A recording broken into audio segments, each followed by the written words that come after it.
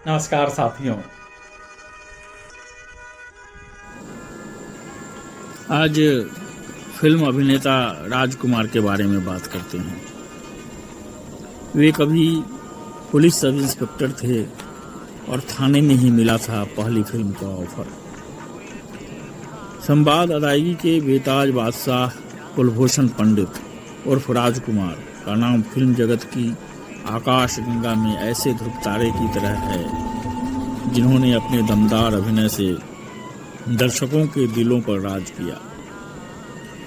राजकुमार का जन्म पाकिस्तान के बलूचिस्तान प्रांत में 8 अक्टूबर 1926 को एक मध्यम वर्गीय कश्मीरी ब्राह्मण परिवार में हुआ था। स्नातक की पढ़ाई पूरी करने के बाद राजकुमार मुंबई के माहिम पुलिस स्टेशन में बतौर सब इंस्पेक्टर काम करने लगे। राजकुमार मुंबई के जिस थाने में कार्यरत थे वहां अक्सर फिल्म उद्योग से जुड़े लोगों का आना जाना लगा रहता था। एक बार पुलिस स्टेशन में फिल्म निर्माता कुछ जरूरी काम के लिए आए हुए थे और वह राजकुमार के बातचीत के अंदाज से काफ़ी प्रभावित हुए और उन्होंने राजकुमार से अपनी फिल्म शाही बाजार में अभिनेता के रूप में काम करने की पेशकश की। राजकुमार सिपाही की बात सुनकर पहले ही अभिनेता बनने का मन बना चुके थे, इसीलिए उन्होंने तुरंत ही अपनी सब इंस्पेक्टर की नौकरी से इस्तीफा दे दिया और निर्माता की पेशकश स्वीकार कर ली। शाही बाजार को बनने में काफ़ी समय लग गया और राजकुमार को अपना जीवन यापन करना भी मुश्किल हो गया। इसीलिए उन्होंने वर्ष 1952 में रिलीज फिल्म रंगीली में एक छोटी सी भूमिका स्वीकार कर ली। यह फिल्म सिनेमा घरों में कब लगी और कब चली गई यह पता ही न चला। इसी बीच उनकी फिल्म शाही बाजार भी प्रदर्शित हुई जो बॉक्स ऑफिस पर औंधे मुंह गिरी। शाही बाजार की असफलता के बाद राजकुमार के तमाम रिश्तेदार यह कहने लगे कि तुम्हारा चेहरा फिल्म के लिए उपयुक्त नहीं है और कुछ लोग कहने लगे कि तुम खलनायक बन सकते हो। वर्ष 1952 से 1957 तक राजकुमार फिल्म इंडस्ट्री में अपनी जगह बनाने के लिए संघर्ष करते रहे। रंगीली के बाद उन्हें जो भी भूमिका मिली राजकुमार उसे स्वीकार करते चले गए। इस बीच उन्होंने अनमोल, सहारा, अवसर, घमंड, नीलमणि और कृष्ण सुदामा जैसी कई फिल्मों में अभिनय किया, लेकिन इनमें से कोई भी फिल्म बॉक्स ऑफिस पर सफल नहीं हुई। महबूब खान की वर्ष 1957 में प्रदर्शित फिल्म मदर इंडिया में राजकुमार गांव के किसान की छोटी सी भूमिका में दिखाई दिए। हालांकि यह फिल्म पूरी तरह अभिनेत्री नरगिस पर केंद्रित थी, फिर भी राजकुमार अपने अभिनय की छाप छोड़ने में कामयाब रहे। इस फिल्म में उनके दमदार अभिनय के लिए उन्हें अंतर्राष्ट्रीय ख्याति भी मिली और फिल्म की सफलता के बाद वह अभिनेता के रूप में फिल्म इंडस्ट्री में स्थापित हो गए।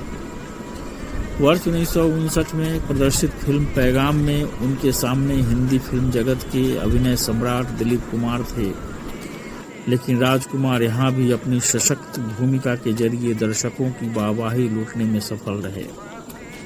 इसके बाद दिल अपना और प्रीत पराई, घराना, गोदान, दिल एक मंदिर और दूज का चांद जैसी फिल्मों में मिली कामयाबी के जरिए वह दर्शकों के बीच अपने अभिनय की धाक जमाते हुए ऐसी स्थिति में पहुंच गए जहां वह अपनी भूमिकाएं स्वयं चुन सकते थे। वर्ष 1965 में प्रदर्शित फिल्म काजल की जबरदस्त कामयाबी के बाद राजकुमार ने अभिनेता के रूप में अपनी अलग पहचान बना ली।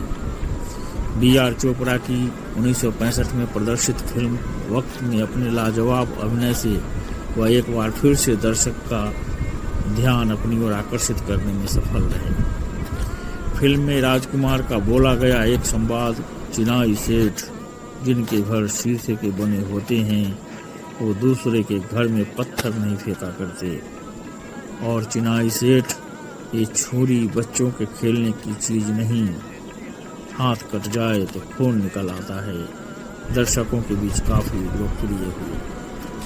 वक्त की कामयाबी से राजकुमार शोहरत की बुलंदियों पर जा पहुँचे। इसके बाद उन्होंने हमराज, नीलकमल, मेरे हुजूर, हीर रांझा और पाकीज़ा में रोमानी भूमिकाएं स्वीकार की, जो उनके फिल्मी चरित्र से मेल नहीं खाती थी। कमाल अमरोही की फिल्म पाकीज़ा पूरी तरह से मीना कुमारी पर केंद्रित फिल्म थी। इसके बावजूद राजकुमार ने अपने सशक्त अभिनय के दम पर दर्शकों की वाहवाही लूटी। पाकीज़ा में उनका एक संवाद, आपके पाँव देखें, बहुत हसीन है, इन्हें ज़मीन पर मत उतारिएगा, मैले हो जाएंगे, इस कदर लोकप्रिय हुआ कि लोग गाहे बगाहे उनके संवाद की नकल करने लगे।